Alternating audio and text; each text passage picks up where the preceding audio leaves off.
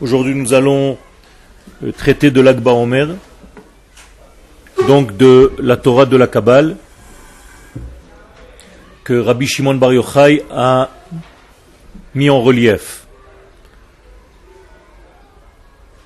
Yom l'Ag Ba'omer, hu hatzir hametzaref machshava lema'aseh. L'Ag Ba'omer est un jour dans toute la période du Homer qui a pour fonction, qui a pour qualité intérieure de relier la pensée à l'action. Autrement dit, toute la force de la Kabbalah, c'est la possibilité de traduire le monde spirituel en réalité matérielle. En réalité, la Torah de la Kabbalah n'est pas une Torah qui plane dans les airs et qui traite de sujets ésotériques, mystiques. Tous ces termes n'existent pas dans le judaïsme. Il n'y a pas de mystère dans le judaïsme, il y a des secrets. Les secrets se trouvent à chaque instant. Mais dans un monde caché de la vision extérieure des choses. Ceux qui sont capables de pénétrer, d'enlever l'écorce qui cache le monde extérieur, eh bien eux touchent immédiatement à cette âme, à cette neshama dans tous les domaines de la vie. Il y a les secrets du temps, il y a les secrets de l'espace et il y a les secrets de l'homme. Le secret de l'humanité, c'est Israël. Le secret d'Israël, c'est la nation. Et à l'intérieur de cette nation, il a une âme. Le secret de la terre, c'est la terre d'Israël. Le secret de la terre d'Israël, c'est Yerushalayim. Le secret de Yerushalayim, c'est le Saint des Saints. Le secret du temps, c'est le Shabbat. Et à l'intérieur du Shabbat, il y a des secrets, des secrets. Ça veut dire que la Torah des secrets n'est pas une Torah de quelque chose qui n'est pas, mais tout simplement la capacité à dévoiler les choses intérieures, les choses centrales, dans le monde de l'extériorité. Dévoiler la Neshama dans le corps. C'est pourquoi le jour correspondant à cette Torah des secrets, eh bien c'est le jour de l'Ag Ba'omer, le jour où les élèves de Rabbi Akiva ont arrêté de mourir, parce que justement, cette puissance de cette journée bien spéciale a pour but de rendre la vie et d'arrêter la mort. En effet, la Torah de la Kabbalah s'appelle Etz Chaim, l'arbre de la vie. Et donc ceux qui touchent à cette Torah touchent la vie. Malheureusement, on a fait peur à toutes les générations de ne pas s'approcher de cette Torah. Et je vous ai apporté aujourd'hui des références du Rav Kook lui-même pour montrer l'importance de cette étude et arrêter de raconter des bêtises pour faire peur aux gens, pour jouer le rôle du mauvais penchant, pour que l'homme ne pénètre pas dans cette Torah, dans ce degré supérieur de notre Torah. Beyom ze, mitgala komat haora Elohi derech haraglaim. Ce jour-là de l'Ag Ba'omer, la lumière divine se dévoile à travers les jambes. Hama'amidot et kol hakoma elyona ala karka shel hametziut. Parce que les jambes, c'est ce qui fait mettre, ce qui fait placer l'homme sur terre. Autrement dit, un homme qui n'a pas de jambes, c'est un homme qui n'existe pas. Ici, les jambes ne veulent pas dire des jambes physiques. Les jambes veulent dire une force terrestre, une force de lien avec l'extériorité, avec la terre, une assise, une solidité.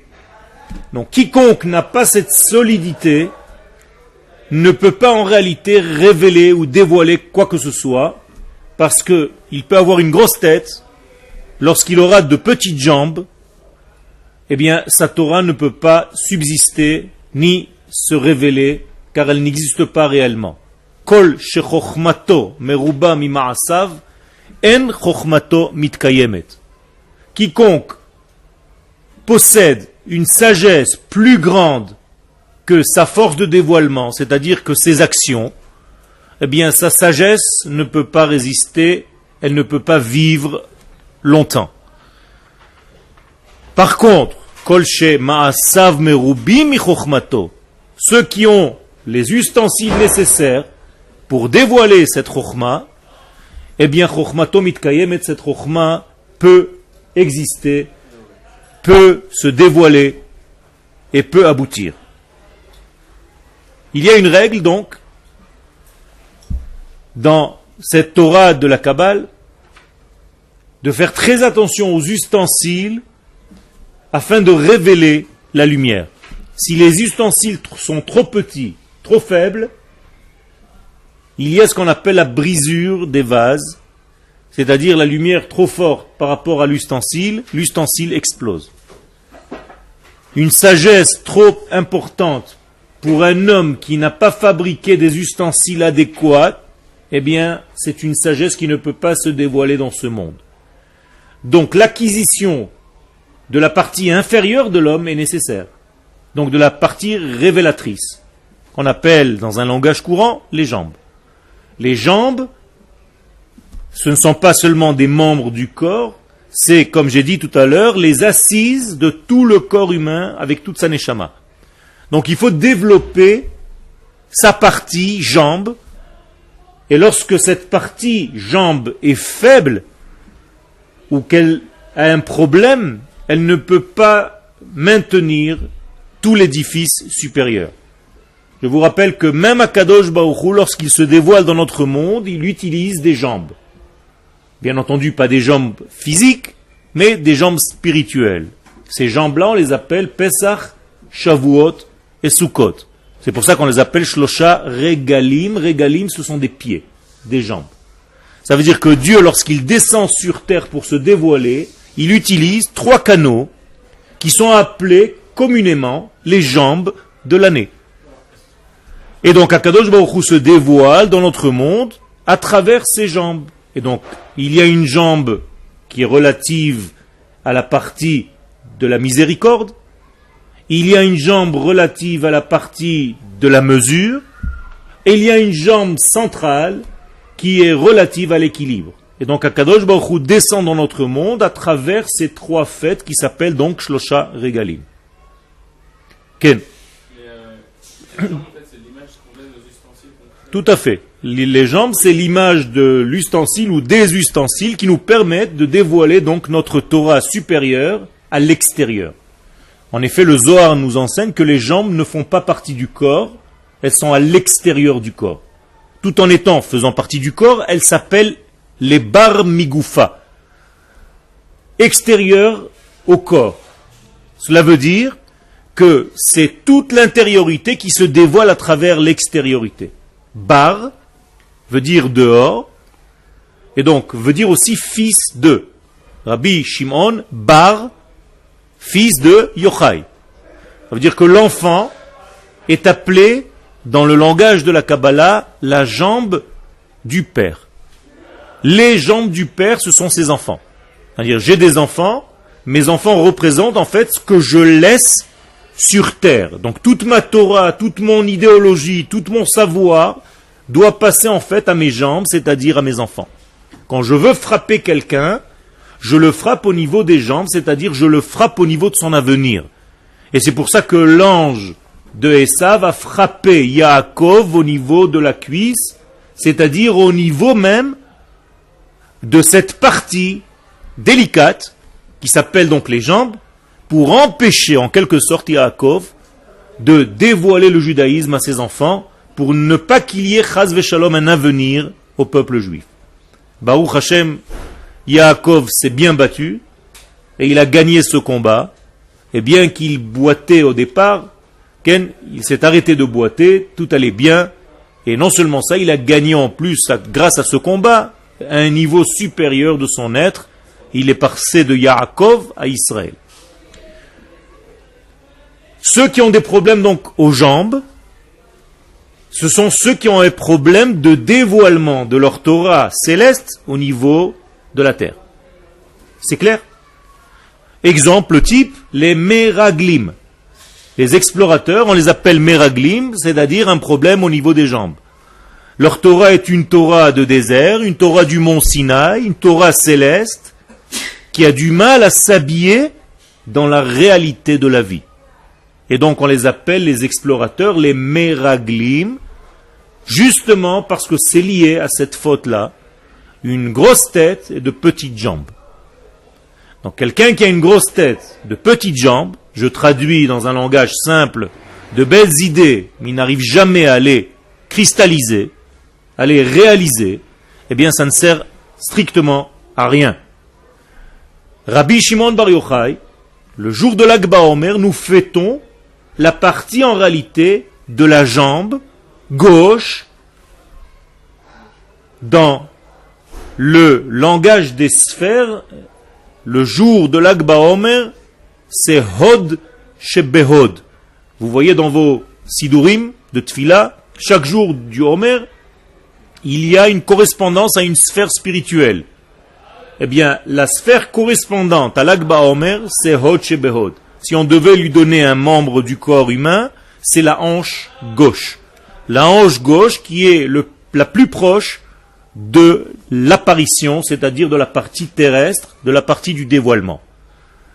Je résume, Rabbi Shimon Bar Yochai en fait représente la jambe de la Torah, c'est-à-dire celle qui va maintenir la Torah jusqu'à la fin des temps à toutes les générations à venir. Et ce n'est pas par hasard que le texte utilisé, qui est marqué d'ailleurs dans le Tziyun de Rabbi Shimon Bar Yochai à Méron, c'est Kilo tishakach mipi zaro.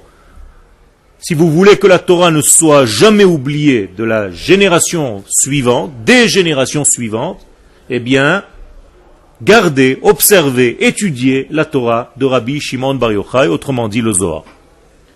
Et pourquoi précisément cette partie-là, ce texte-là? Eh bien, si vous prenez la fin de chaque mot, lo, c'est Aleph, tishakach, chet, mipi, yud, zaro, vav. J'ai donc écrit Yochai. C'est-à-dire que ce qui garantit l'avenir de la Torah au niveau des enfants, ça va être en réalité Rabbi Shimon Bar Yochai et sa Torah. Maintenant vous comprenez pourquoi les enfants, intuitivement, un mois avant l'Ag BaOmer, sont en train de ramasser des planches et des bouts de bois pour allumer un feu. On n'a jamais vu une chose pareille dans aucune fête du judaïsme, vous êtes d'accord?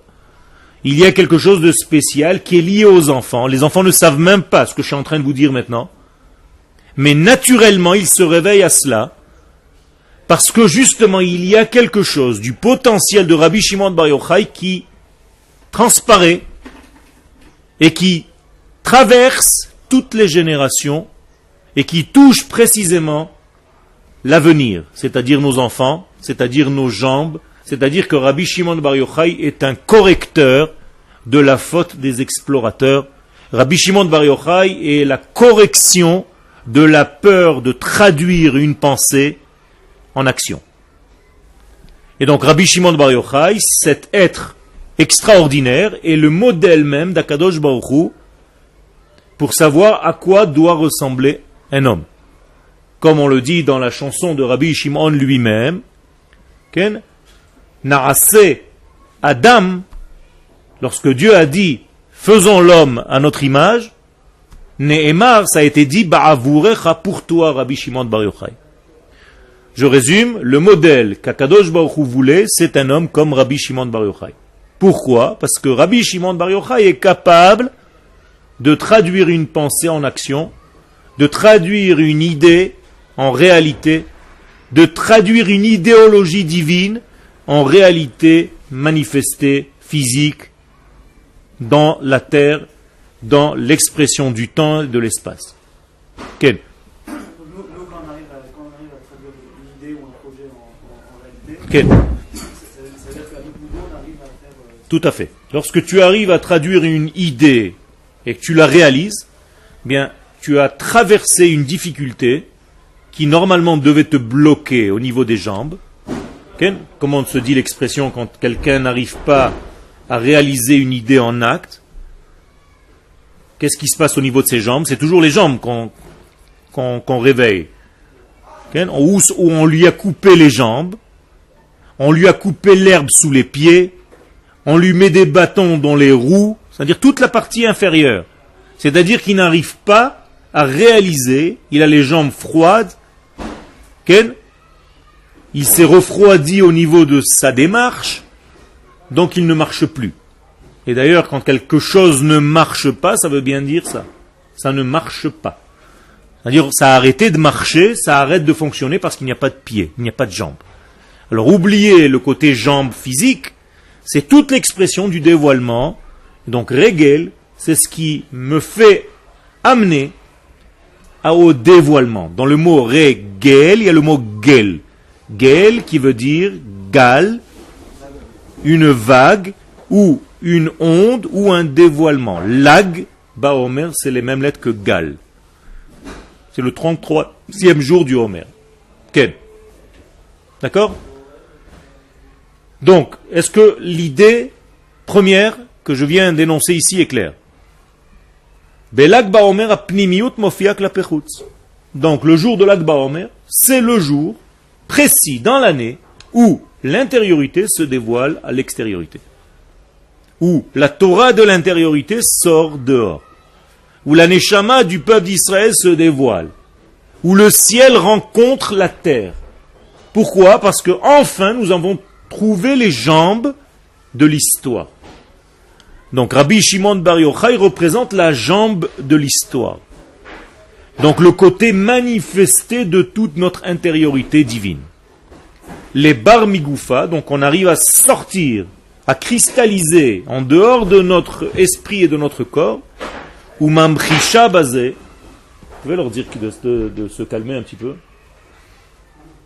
C'est quoi ces sauvages? Ou mamchisha bazé. Et donc elle exprime par cela et shlemut habinyan, l'entité de l'édifice. Encore une fois, l'édifice ne peut pas être entier s'il n'y a pas et une tête, et un cœur, et des jambes. Il y a une expression ilchatit à ce que je viens de dire. On n'a pas le droit de parler entre les tfilines de la main et les tfilines de la tête. Pourquoi? Parce que vous faites une séparation entre l'action et la pensée. Et quiconque sépare la pensée de l'action est condamné en réalité. Se met lui-même dans un état de danger. C'est-à-dire que ses pensées n'arrivent pas à aboutir au niveau de l'acte. Moralité, les sages nous disent que lorsque les guerriers du roi David mouraient en guerre, c'est parce qu'ils parlaient entre les tfilines de la tête et les tfilines de la main. Et donc il est interdit de parler entre ces deux tfilines, et l'idée intérieure de cette interdiction, vous venez de la comprendre. Donc ne pas faire de coupure entre l'idée et la réalisation de cette idée. Al-Khashivut limut Torat Asod. Et donc, concernant l'importance de cette étude, Katav Rav Kook Zatzal, le Rav Kook nous écrit une longue lettre où il répond au Ridbaz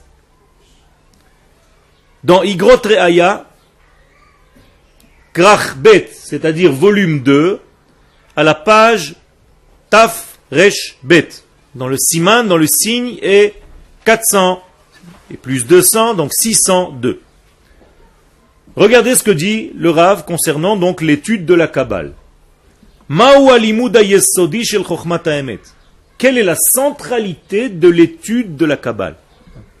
C'est-à-dire, le Rav Kook ne se suffit pas de dire qu'il faut étudier la Kabbale, il va même au niveau de la Kabbale de la Kabbale. C'est-à-dire qu'il dit, moi, ce qui m'intéresse, c'est pas la Kabbale, c'est la centralité, le fondement même de la Kabbale. Qu'est-ce que c'est que le fondement même de la Kabbale, dit le Rav? Imlo, ha-perush ha-mekubal shel emunat Israël bechol merom kdushata vetaharata. Dit le Rav Kook, la Kabbalah, le fondement même de la Kabbalah, c'est l'étude de la Emuna. étudier la Emouna. Quelle Emouna? La Emouna d'Israël. Bechol merom kdushata v'taharata, au plus haut niveau de sa sainteté et de sa pureté. Autrement dit, le Rav est en train de nous traduire le terme de secret de la Torah, Kabbalah, en termes premiers de Emouna. Traduction du mot Emouna, certitude, et pas une foi. Quand j'étudie la Emouna, j'étudie la Torah de la vérité. Amen en hébreu veut dire Emet, vérité. Donc je certifie le divin par l'étude de la Emouna. Est-ce que vous êtes avec moi? Quand je suis Ma'amin, quand j'ai la Emouna, en qui en réalité j'ai la plus grande Emouna dans ma vie? Non, en moi-même. D'abord, si je n'ai pas Emouna en moi-même, je ne peux pas avoir Emouna en Akadosh Baruch Hu. Qu'est-ce que ça veut dire avoir la Emouna en soi-même? Certifier la vérité de ma vie. C'est-à-dire, je n'ai pas besoin qu'on me prouve que je vis. On est d'accord, sinon je suis très malade. Je vis, un point, c'est tout. Mais ça doit être la même chose au niveau d'Akadosh Baruch Hu. Tu ne dois plus considérer qu'Akadosh Baruch Hu c'est quelque chose de loin, tu dois le vivre. Tant que tu ne vis pas l'éternel, mais tu n'as pas encore accompli la mitzvah de la Emouna, donc tu ne comprends rien encore au niveau de l'intériorité des choses.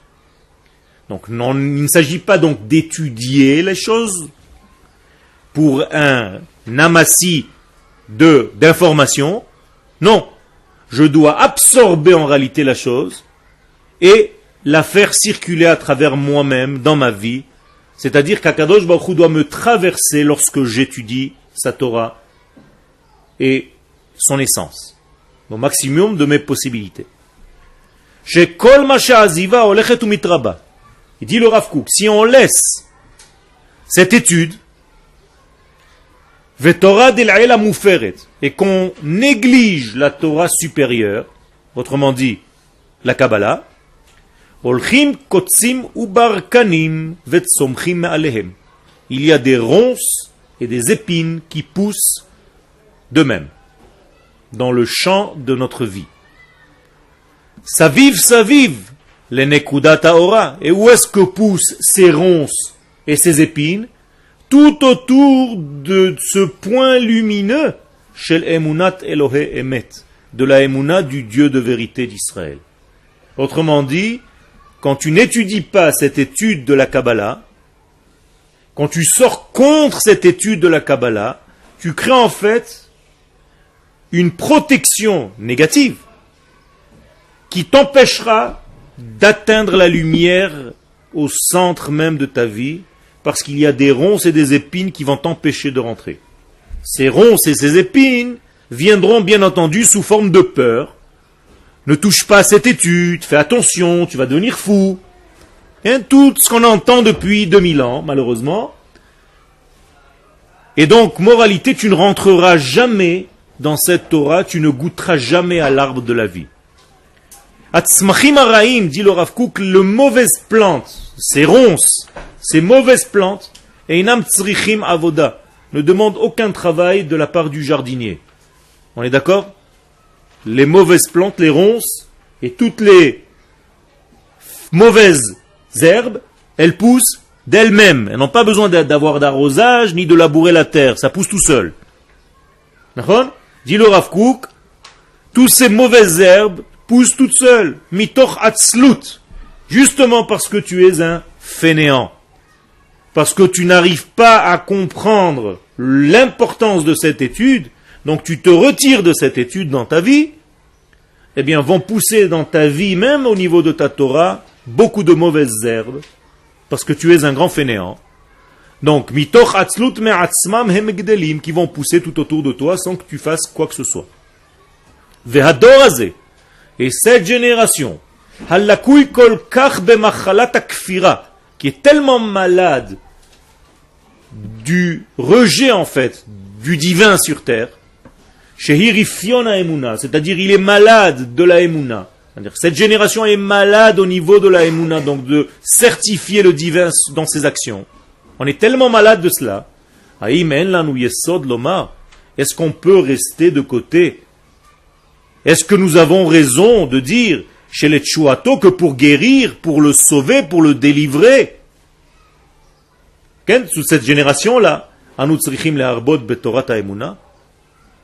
ne doit pas développer, multiplier la Torah de cette Emouna? Bien sûr que si. Et si on ne le fait pas, on continue de laisser la maladie de la génération se développer. Vekolzman, donc tout le temps, chez orthodoxia, que l'orthodoxie, c'est-à-dire que la partie orthodoxe du judaïsme, Omeret, dit, Be'akshanut, avec une certaine virulence, ils sont têtus, Dafka lo, nous on dit que non, Rak Gmara, Veposkim levadam, on ne doit étudier que la Gmara et la Halacha seulement, rien d'autre. Lo Agada, n'étudiez pas les histoires entre les Gmarot. Lo Moussar, n'étudiez pas le Moussar. Lo Kabbalah, n'étudiez pas la Kabbalah. Lo Merkar, ne scrutez pas la Torah pour rechercher sa profondeur. Lo Da'at, ne cherchez pas à avoir une connexion, une connaissance profonde. Velo Chassidut, et n'étudiez pas la Chassidut. Ceux qui vous disent tout ce qu'on vient de dire ici, ce sont ceux qui maintiennent une idée bloquée, obtue, dans un certain degré de Torah, c'est-à-dire Gemara et Halacha, uniquement. Dit le Rav Kook, toute cette chita là, cette manière de faire, ne fait que affaiblir cette même manière de vivre. C'est-à-dire qu'il n'y a aucune force là-dedans. Et donc tout ce qu'elle se prend comme moyen pour se protéger, mais elle néglige de prendre l'élixir de vie, le vrai, c'est-à-dire la Kabbalah. Elle peut se protéger avec tous les instruments qu'elle veut dans sa vie, sans prendre en compte la Kabbalah, c'est-à-dire l'élixir de vie, ce qui va lui permettre de vivre. Eh bien, ora Torah bepnimiuta, donc la Torah au niveau de son intériorité, hem la lo le'ezer velo le'oil, ça ne leur servira à rien dans leur vie. C'est-à-dire qu'une Torah sans Kabbalah est une Torah sans vie. Et donc ça ne sert à rien de se protéger de la Kabbalah, c'est comme si tu te protégeais de ta propre vie. Ça te paraît normal? Non. Ta vie, tu la cherches. Donc si tu t'éloignes de la Kabbalah, en réalité tu t'éloignes de la vie. Okay. Mais il y a des limites à ça quand même. Parce que c'est moi je suis à Yeshiva. Pour l'instant, on n'est pas en train de parler des limites, on est en train de parler de ce qu'on doit donner. Je sais que la peur engendre tout de suite la réaction que tu viens de crier, parce que tu as été malheureusement formaté à avoir peur de cette étude. Nous sommes au courant. Okay. Ça n'existe pas. Ça n'existe pas. Tous les grands rabbanim d'Israël sont des kabbalistes. C'est pas parce que tu ne vois pas, parce qu'ils n'enseignent pas ça au niveau public, qu'ils ne l'est pas.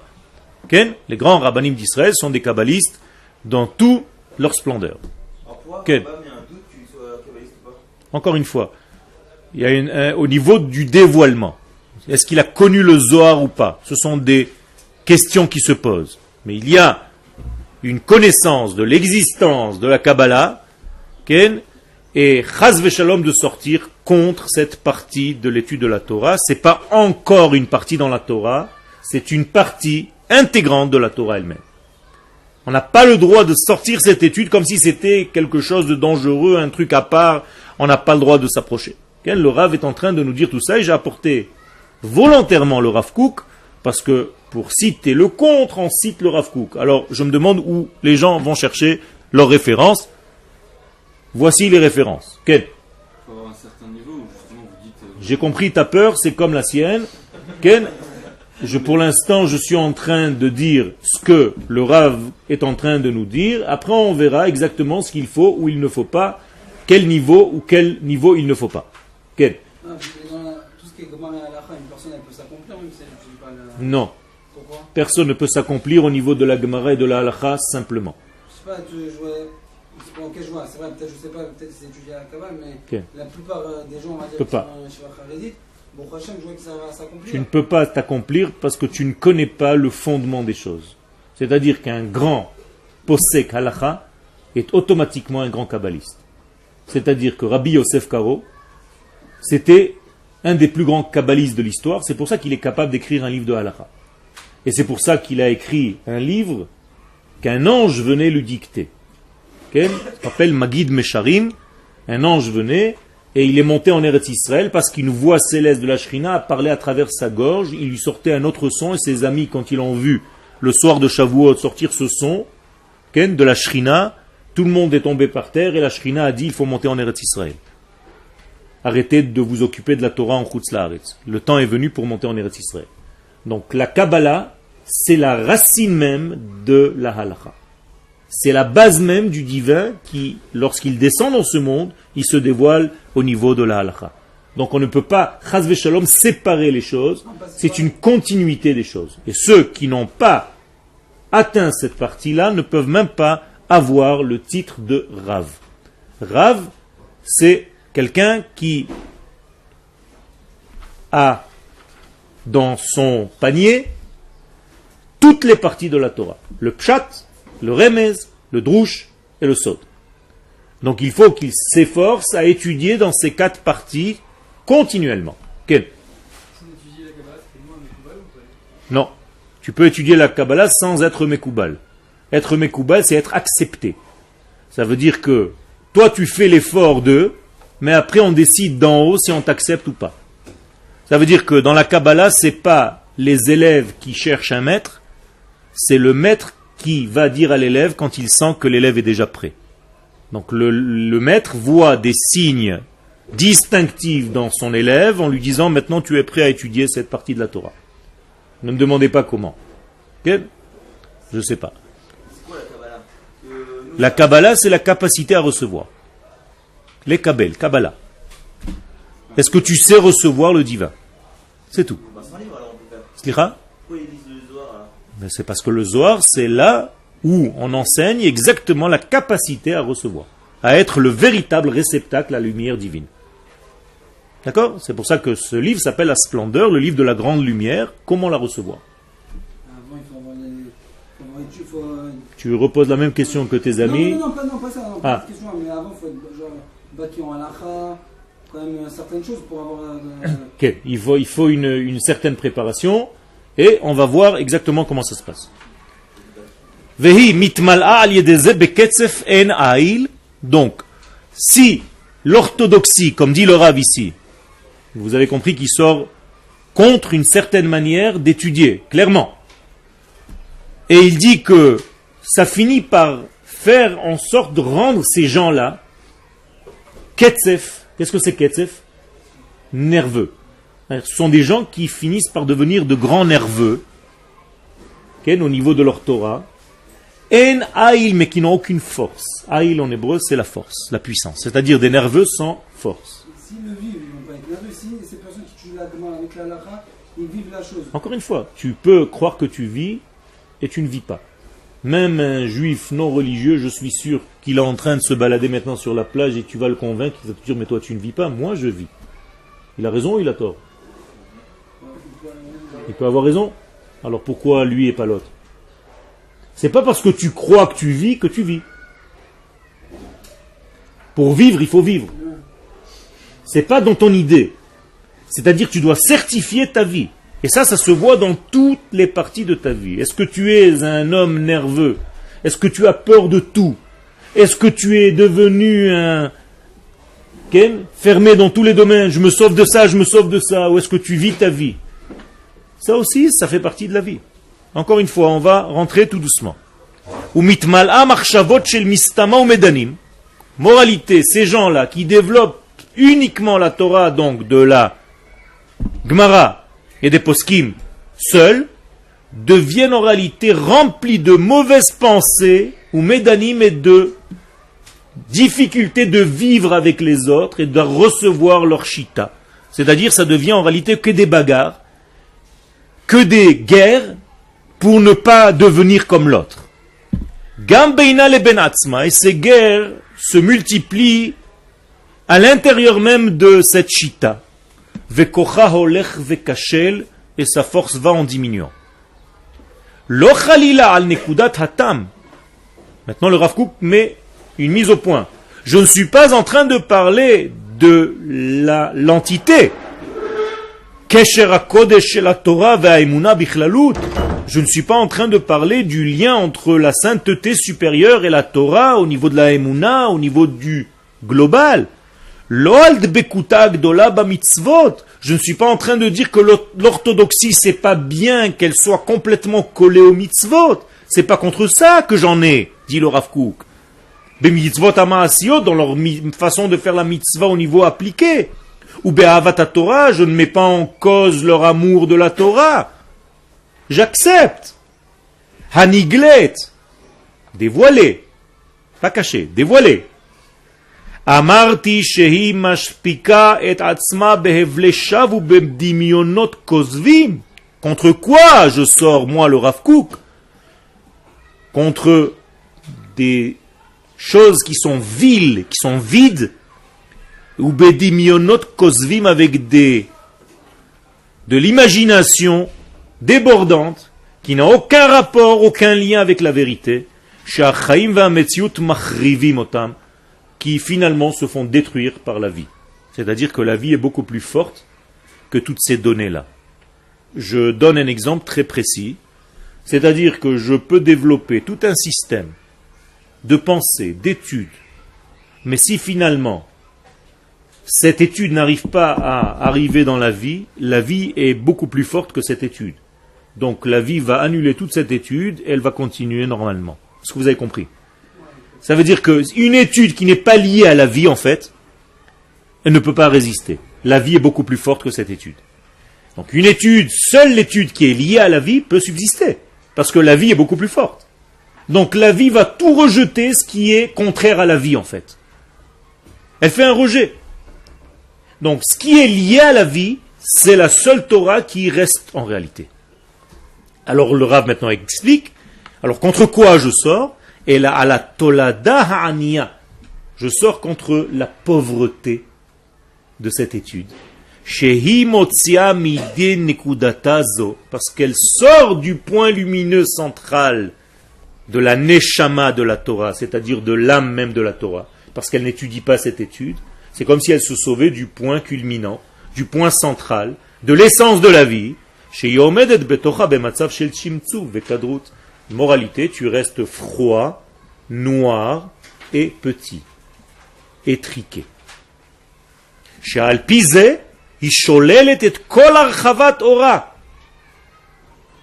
Elle-même, cette forme d'étude, s'empêche l'élargissement de toute la lumière divine, mitzfunei tzfunot al gilouye gilouyot, de tout ce qui est le plus caché, le plus céleste, le plus intérieur, tu l'empêches en réalité de l'amener au niveau de ta vie. Donc tu vas apprendre toute ta vie comment faire les mitzvot. Mais tu ne sauras jamais pourquoi. Et c'est ça l'étude de la Kabbale. Toute l'étude du Pshat, c'est comment faire les choses. La Kabbalah t'offre quelque chose de supérieur. Je t'enseigne le comment. Tu dois continuer à l'étudier, bien entendu. C'est pas à la place de. Mais tu dois aussi arriver à un degré de pourquoi. Je veux comprendre le sens profond. Je veux avoir le goût de ce que je fais. Et pas seulement le comment faire. D'accord? Il y avait une question? Oui. Okay. Pourquoi quand on commence à étudier, alors on nous fait commencer par Chumash, Gemara, tout ça. C'est une bonne question. On va voir selon les générations comment ça se passe. Ce que vous dites, ça a l'air d'être la base. Tout à fait. Tout à fait. Et d'ailleurs, les kabbalistes, le problème, je vais vous dire quel est le problème. C'est que quand vous avez mal aux pieds, vous allez voir un podologue. Et quand vous avez mal à la tête, vous allez voir un podologue? Peut-être pas. Mais c'est la même chose. C'est-à-dire que les gens qui veulent se poser la question s'ils ont le droit d'étudier, comment étudier, ils vont voir des gens qui n'étudient pas. Donc, comment tu veux qu'une personne qui n'étudie pas cette étude te donne une réponse positive quant à cette étude. Comprenez? Vous allez voir les mauvais médecins. Va demander à un kabbaliste, est-ce que j'ai le droit d'étudier? Tu verras la réponse qu'il te donnera. Mais si tu vas voir un médecin qui est anti-Kabbalah, il ne va pas te dire d'étudier. Il va t'interdire même l'étude. Donc ça dépend à qui on s'adresse. Ken? Ils sont devenus fous. Ken? Et il se balade avec un zohar dans la main. Non, il se balade avec le truc avec le Ken? Je peux te montrer tous les hôpitaux de fous qui n'ont jamais étudié la Kabbalah. Toi, tu me demandes un exemple. Moi, je te sors tous les hôpitaux, il n'y a jamais de Kabbalah là-dedans, et ils sont tous fous.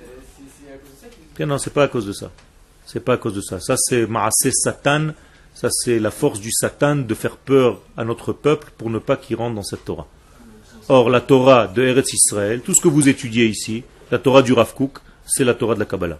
Que vous le sachiez, que ce soit clair, vous étudiez ici la Kabbalah, seulement elle est habillée avec la Torah de Eretz Israël telle que vous l'étudiez avec vos rabbanim. Donc je ne pense pas que ça vous rende fou du tout. Ça remet en cause beaucoup de choses. Okay?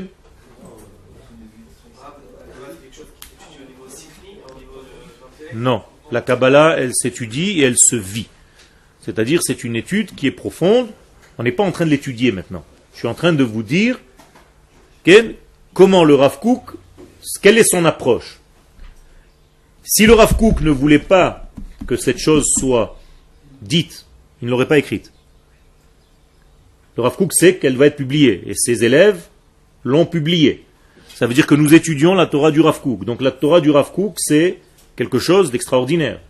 Aujourd'hui, la plupart des gens qui font tchouva, qui ne rentrent pas dans les hôpitaux de fous, ils reviennent par quelle Torah? Par Chabad ou par Breslev ou par Rav Kook, ça dépend. C'est-à-dire Chabakouk. Chabad, Breslev, Kouk. Donc Chabakouk, ça veut dire qu'est-ce que c'est que la Torah de Breslev ou de Chabad? C'est quoi? C'est de la Kabbalah.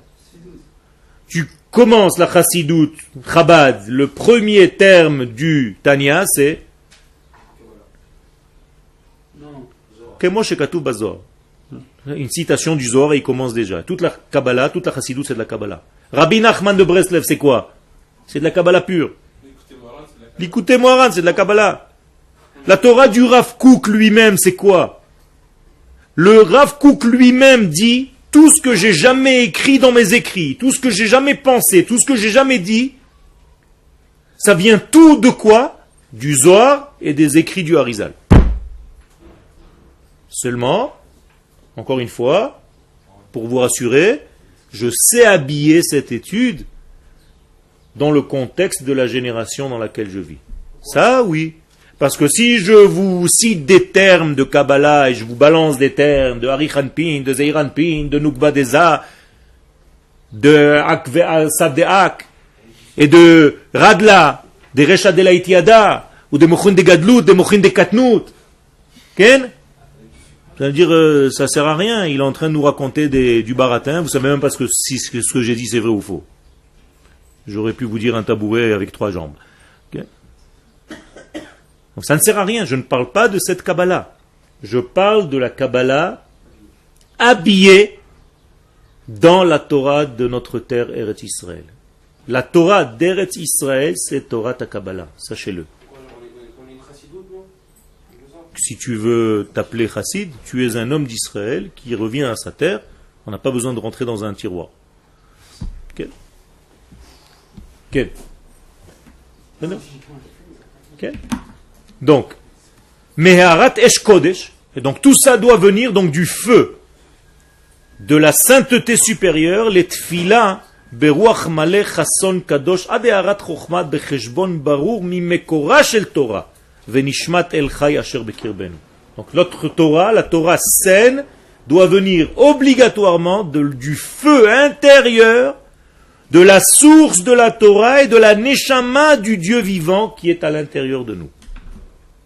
Si ce n'est pas relié à cela, alors tu es en train de faire une Torah humaine, cérébrale, c'est pas la Torah de Dieu. Tu peux faire très attention de ne pas tomber dans un excès, de t'éloigner complètement parce que tu es tellement au niveau cérébral dans ta Torah ce que je comprends, je fais, que finalement, tu fais une Torah qui est à ton niveau une Torah humaine, et tu oublies complètement sa source divine. C'est ça le danger. Comment tu peux faire référence à ta Neshama? Tu la comprends, ta Neshama? Tu ne sais même pas ce qu'elle fait, et pourtant tu la vis à chaque instant. Le fait que tu vives ta Neshama, c'est que tu vis ton secret, donc tu vis ta Kabbalah. Je vis ma Neshama constamment. Et j'essaie de comprendre ce que ma Neshama veut me donner comme enseignement pour essayer de vivre ma vie normalement. Mais pourquoi là ça ne te fait pas peur? C'est la même chose. C'est ton monde intérieur que tu essayes d'extérioriser. C'est tout. Nous sommes tous un monde intérieur, c'est-à-dire une âme, qui s'est habillée dans un corps. C'est-à-dire que nous sommes en train de nous parler maintenant d'âme à âme, à travers des corps. Ça ne te fait pas peur? Pourquoi? C'est l'habitude, c'est tout. Mais en réalité, quand je te parle de la Torah, je te parle de la même manière. Je peux parler au niveau d'un vêtement, et toi tu comprends l'intérieur du vêtement. C'est tout. C'est-à-dire que je te parle habillé, je te donne une image, une parabole, et toi tu comprends l'intérieur de cette parabole. C'est tout. Ce n'est pas dangereux. Il n'y a rien de danger là-dedans. On ne t'apprend pas à voler, on ne t'apprend pas à maîtriser le temps, en tout cas pas dans les premiers cours. Okay? Si tu approfondis qu'Akadosh Baruch Hu accepte de te donner ce pouvoir, c'est autre chose. Okay? Je ne parle pas de ça. Le Ben Ishraï Alav Shalom, dans son premier livre Da'at Utvuna, dit que ceux qui n'étudient pas la Kabbalah dans leur vie, au niveau de ce qu'ils peuvent, c'est-à-dire qu'ils ne s'efforcent pas de le faire, même au premier niveau, n'ont même pas le droit au jardin d'Éden supérieur. Quand ils arrivent là-bas, on les jette. Et il cite un verset de Shir HaShirim, Imlo ted'ilach hayafa banashim. Qui c'est hayafa banashim, la plus belle des femmes? C'est la Neshama. Donc Akadosh Baruch Hu parle à la belle des femmes, à la Neshama, en lui disant, si tu ne sais pas, Imlo ted'ilach hayafa banashim, c'est ilach. Sors d'ici, tu n'as pas le droit, tu n'as pas accès au jardin d'Éden. Okay? Ben Ishraï. Tous les Amoraïm, Tout ça, c'était des kabbalistes. Tout ça, c'était des kabbalistes. Mais pourtant, c'était des kabbalistes. Qu'est-ce qu'ils n'avaient pas encore la Kabbalah? Comment ils n'avaient pas la Kabbalah? Tu crois que Rabbi Shimon Bar Yochai, il a inventé une étude? Non, je veux dire, il a écrit, mais par contre, elle a été... Elle était donnée, elle passait de maître aux élèves. Tous les Amoraïm, tous les Tanaïm, c'était des kabbalistes en puissance. David Ameler, c'est tout de la Kabbalah. Tout le Teilim, c'est de la Kabbalah. Pourtant, c'est des dvarim pshutim quand il C'est parle. pas des dvarim pshutim. C'est comme si je te parlais avec un vêtement, encore une fois. Quand je te dis donne-moi un verre d'eau, qu'est-ce que tu me donnes? De l'eau. Pourquoi tu ne me donnes pas le verre? Je t'ai demandé un verre. Je t'ai dit donne-moi un verre d'eau. Je t'ai pas demandé de l'eau. Tu as compris? Ouais. Et toi tu as compris que je veux de l'eau dans le verre. Je suis kabbal au niveau de l'eau. Tu as compris? Ça veut dire qu'en réalité, tu as compris le sens profond de ma demande. C'est la même chose. Quand je te demande donne-moi un stylo, tu ne me donnes pas un stylo qui ne marche pas, le plastique. Tu me donnes quelque chose qui a de l'encre, c'est-à-dire qu'il y a une neshama qui peut aboutir. C'est sa fonction. Parce que c'est sa fonction. Mais c'est la même chose. Quand tu me regardes, ce sont tes yeux qui me voient ou ta neshama? Moi maintenant je dirais mes yeux, mais je sais que vous c'est la Qu'est-ce que ça veut dire que tu dirais que c'est tes yeux? Est-ce que tu as déjà posé des yeux sur la table, ils voient quelque chose? Quelque chose de... Ouais, mais justement, alors pourquoi? Si je dis mes yeux, c'est forcément on est dans une génération qu'on a du mal à comprendre tout ça. Non, Pas du tout, au contraire. Au contraire, toute la technologie moderne, Internet, tous les degrés qui sont en réalité sans aucun fil, c'est beaucoup plus facile de comprendre aujourd'hui. Je peux parler à quelqu'un à 4000 kilomètres de distance en faisant 3 numéros. Mais où tu vis? Au contraire, c'est beaucoup plus facile qu'avant. Si je sors un téléphone à mon arrière-grand-mère, elle me prend pour un sorcier. Mais aujourd'hui, on le voit, tu peux parler directement à quelqu'un qui se trouve de l'autre côté de la planète. D'accord, ouais, mais non, mais là, de comprendre la Kabbalah au niveau de la Torah, Zohar Kadosh, c'est quelque chose dans les Sfarim. D'où tu sais? Tu as étudié? Non, j'ai pas étudié. Alors pourquoi tu... Ah, non, mais c'est pas comme ça. Ah, c'est comme ça, ok. Non, pas du tout. Ken? Si le raconte, il dit que. Il parle de gens qui n'ont pas étudié la Kabbalah. C'est-à-dire qu'il y a des grands rabbes, mais je pense qu'ils disent des grands rabbes. Tout à fait. Donc il y a des grands rabbes. Tout à fait. Nahon. Nahon. Et c'est pour ça qu'il sort contre. C'est pour ça qu'il dit qu'en réalité, ce n'est pas la Torah d'Eretz Israël.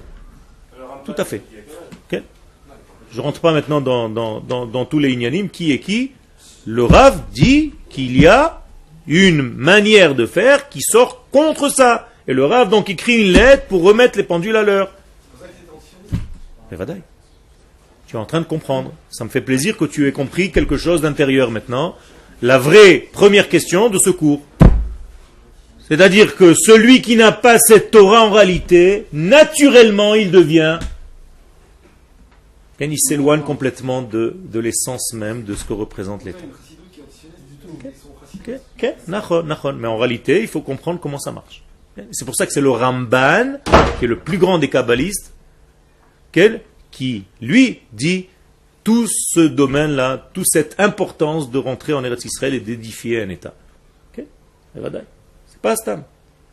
Rabbi Shimon Bar Yochai, c'était un homme qui se battait pourquoi?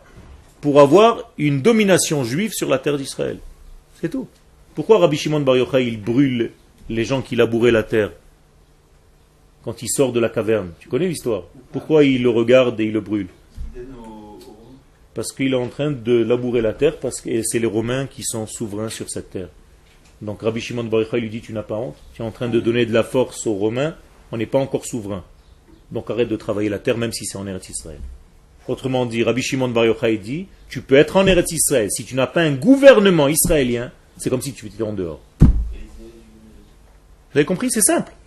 Et David Amelech, quand il est sorti de Jérusalem pour aller dans un territoire où il y avait un autre roi, pas juif, il s'est considéré lui-même comme s'il avait fait Avodah Zarah.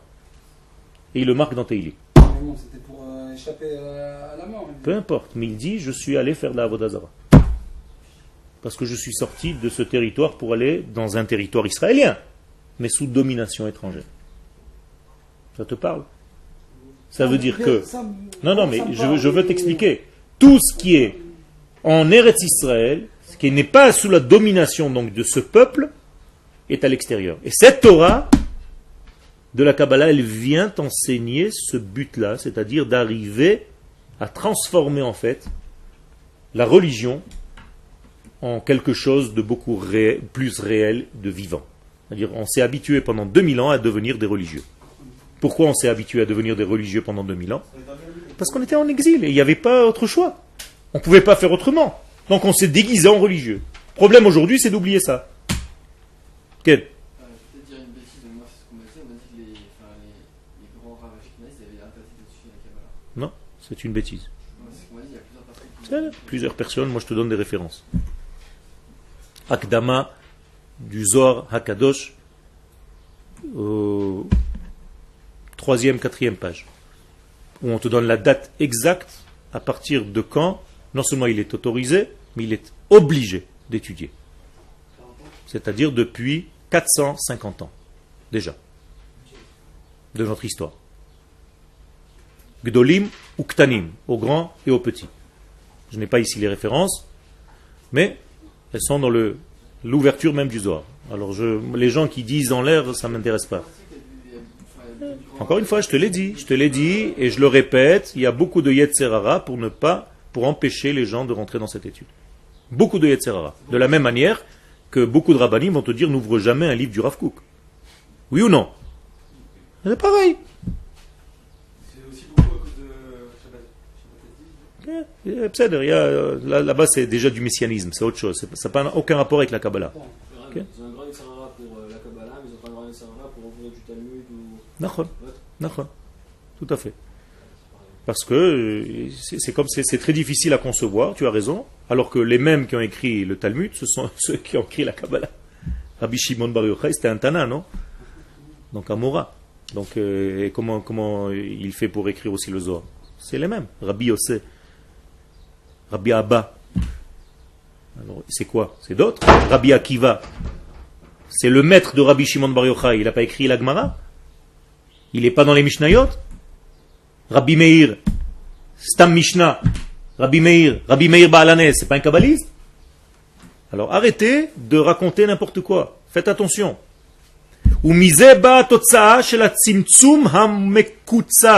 Regardez ce que dit le Rav. Si tu ne comprends pas ce que je suis en train de te dire, ta Torah va devenir un tzimtzum, c'est-à-dire un rétrécissement. Tu vas devenir étriqué dans ta Torah. Mekutsaf, rempli de colère et de nervosité. Chez Kol Tikkun Olam, Vekol koach chaim mitgale, hakol hu nir'eh la ke'eva liblo'a ota. Et qui commence à avoir peur de n'importe quoi, comme si on venait l'avaler. On vient avaler cette personne. Et vous regardez un petit peu les réactions, comme si on vient vous avaler, comme s'il y a une peur, parce qu'on nous a tellement rempli la tête, que ça nous fait peur. Léorid oz mi bitra, et donc en réalité tu perds complètement ta confiance dans la Torah. Regardez le Rav Kook, je ne suis pas en train d'inventer, c'est pas moi Yoel qui suis en train d'écrire, je vous traduis un texte. C'est-à-dire du Rav Kook. Ne me dis pas des choses qu'on te dit, je veux des références, pas des choses qu'on m'a dit. Tu sais combien de choses on m'a dit? Ce matin, on m'a dit par exemple que la lune était plus éclairée ces 2 derniers jours. On m'a dit aussi que... Tu veux que je te raconte tout ce qu'on m'a dit? Que si tu mets des plumes dans un coussin, c'est bien parce que ta tête... On perd du temps, Ken. On perd du temps. Donne-moi des références, on perd du temps. Si tu ne viens pas avec une référence, ça ne sert à rien. Moi, je viens avec des références. Non, je te donne moi des références. Moi, j'apporte des références. Toujours, je dis à ceux qui veulent contredire ce que je dis, apportez-moi des références. Est-ce que la Kabbalah, c'est accessible à d'autres personnes? C'est-à-dire À d'autres personnes? que je l'ai ou même au goy? C'est... Le goy, il peut comprendre la Kabbalah. Non, non. La Kabbalah est donnée à Am Israël, et Am Israël doit habiller pour donner la lumière aux nations du monde comment vivre. Parce qu'il y a des goyim qui sont faits de la Kabbalah. Ben, toute la chrétienté, que tu le saches, dans les niveaux les plus élevés de la chrétienté, en secret, ils étudient des textes de la Kabbalah. C'est pour ça qu'ils sont sortis aussi du judaïsme, et ils utilisent quand même la force du judaïsme. Mais c'est pas à cause de ça. C'est parce que tout simplement, c'est accessible, tout est accessible, tu peux ouvrir Internet. Mais je ne vais pas enseigner, voilà ta question, je ne vais pas enseigner la Kabbalah à un goy. Je vais habiller ce que j'ai à dire pour qu'ils comprennent comment le monde doit arriver à vivre selon une éthique divine. Ok, on a terminé pour aujourd'hui.